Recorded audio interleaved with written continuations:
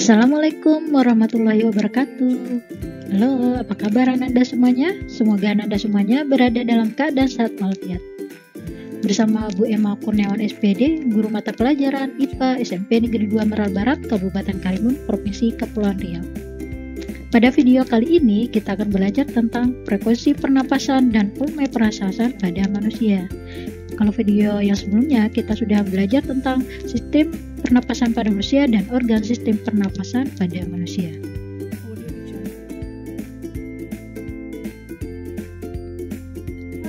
Tujuan pembelajaran kita menjelaskan faktor-faktor yang mempengaruhi frekuensi pernapasan pada manusia, mampu memahami dan mengidentifikasi volume pernapasan, mampu mengukur macam-macam volume pernapasan pada manusia. Tahukah kamu, saat berlari, frekuensi pernapasan kita cepat, saat kita duduk, frekuensi pernapasan kita lambat. Berapa volume yang kita perlukan untuk bernapas? Untuk menjawab pertanyaan ini, ayo kita tonton video pembelajaran ini sampai selesai.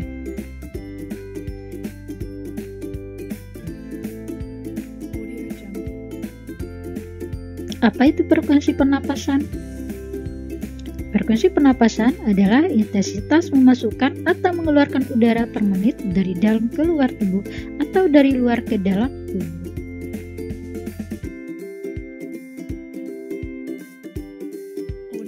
Faktor-faktor apa saja yang mempengaruhi frekuensi pernapasan manusia? 1. Usia. 2. Posisi tubuh. 3. Aktivitas. 4. Jenis kelamin. 5. Suhu tubuh. Usia. Semakin bertambah umur seseorang, maka semakin rendah frekuensi pernapasannya. Hal ini berhubungan erat dengan makin berkurangnya proporsi kebutuhan energi. Jika kita perhatikan, bayi memiliki frekuensi pernapasan yang lebih cepat dibandingkan dengan orang dewasa. Ini disebabkan karena bayi masih berada dalam masa pertumbuhan dan perkembangan sehingga membutuhkan energi yang lebih banyak untuk mendukung tumbuh kembangnya.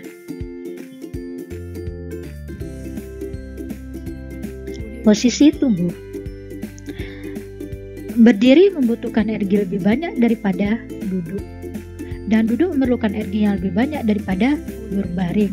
Hal ini terjadi ketika ia berdiri, tubuh memerlukan energi yang lebih besar untuk menjaga agar tetap seimbang, sehingga frekuensi pernapasan ditingkatkan untuk memenuhi kebutuhan energi tersebut. Pada saat posisi tubuh tegak, otot-otot akan berkontraksi untuk menghasilkan tenaga yang dibutuhkan untuk tetap tegak atau berdiri. Pada saat tubuh duduk atau berbaring, beban tubuh disanggah oleh sebagian besar tubuh, sehingga tubuh membutuhkan energi sehingga frekuensi pernapasannya rendah.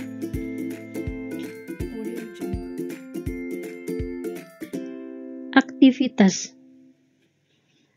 Tukang bangunan atau orang yang menggunakan banyak tenaga dalam bekerja memerlukan banyak energi lebih besar daripada karyawan kantor yang bekerja di balik meja. Semakin berat aktivitas seseorang, maka frekuensi pernapasan pun akan semakin meningkat. Gunanya adalah untuk memasokkan energi yang dibutuhkan untuk mendukung aktivitas tersebut. Jika tubuh memerlukan banyak energi, maka tubuh memerlukan banyak oksigen sehingga frekuensi pernapasan meningkat.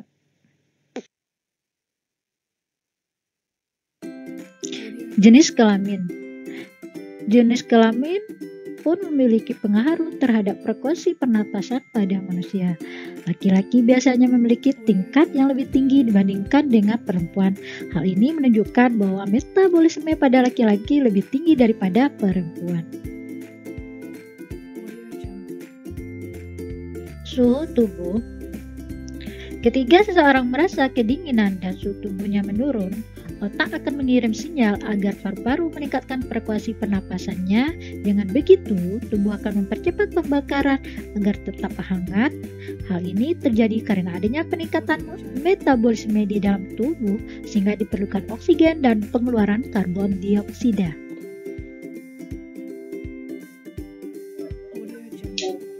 Volume pernapasan pada manusia. Setiap orang berbeda volume pernapasannya, tergantung pada ukuran paru-paru, kekuatan bernapas, cara bernapas.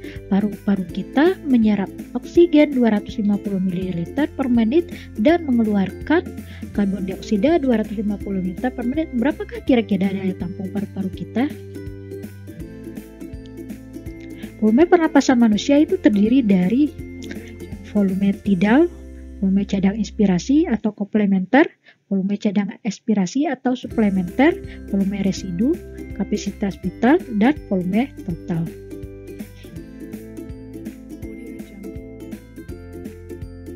Volume tidal.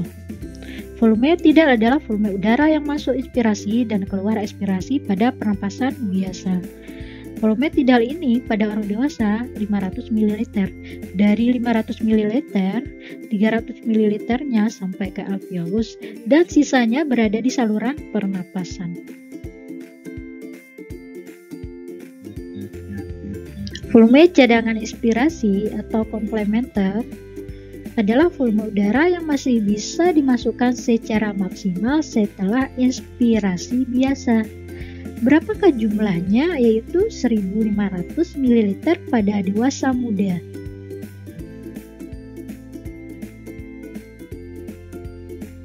Volume cadangan ekspirasi atau suplementer adalah volume udara yang masih bisa dikeluarkan secara maksimal setelah ekspirasi biasa. Berapakah jumlah volume udara yang dikeluarkan? Adalah 1500 ml pada dewasa muda.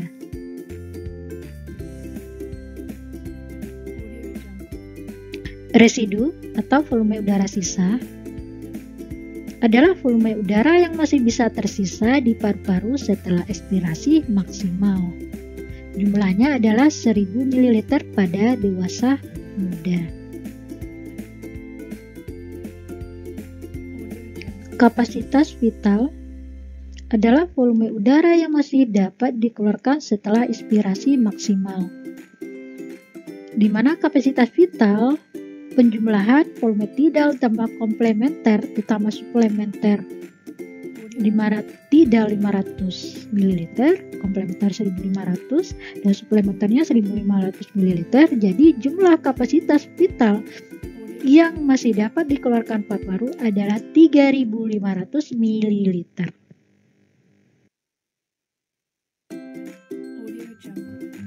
Kapasitas total adalah volume udara maksimal yang dapat ditampung paru-paru, di mana kapasitas total itu adalah penjumlahan kapasitas vital ditambah udara residu.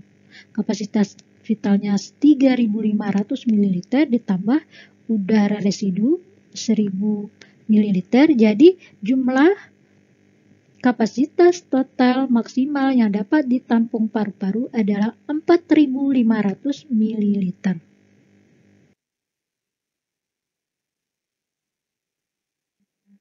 Ini adalah grafik volume pernapasan pada manusia, di mana di sini tampak volume tidalnya 500 ml, volume cadangan inspirasi 1500, volume cadangan ekspirasi 1500. Karena kapasitas vital itu adalah penjumlahan dari ketiga ini, volume cadangan inspirasi, volume tidal, volume ekspirasi, maka jumlahnya menjadi 3500 ya, rentang 1000 ke 4000 setengah adalah 3500. Volume total paru-paru itu adalah penjumlahan kapasitas vital dengan volume residu atau volume sisa, maka jumlahnya akan menjadi 4500. Oke anak-anak semuanya, sampai di sini video pembelajaran kita. Mari sama-sama kita simpulkan.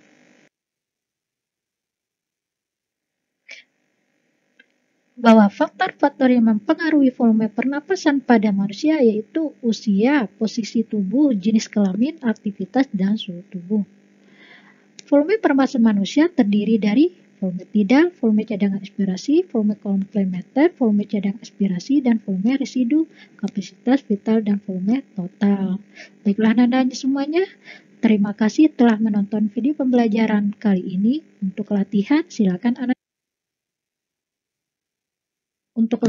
silakan anak-anak kerjakan latihan 1, 2, dan jangan lupa dikumpulkan di Microsoft Teams di tim IPA kelas 8. Motivasi untuk kita semua. Jika kamu tidak mengejar apa yang kamu inginkan, maka kamu tidak akan mendapatkannya. Jika kamu tidak bertanya, maka jawabannya adalah tidak. Jika kamu tidak melangkah maju, kamu akan tetap berada di tempat yang sama. Nora Robert, terima kasih. Semangat selalu Anda semua. Semoga kita selalu diberi kesehatan.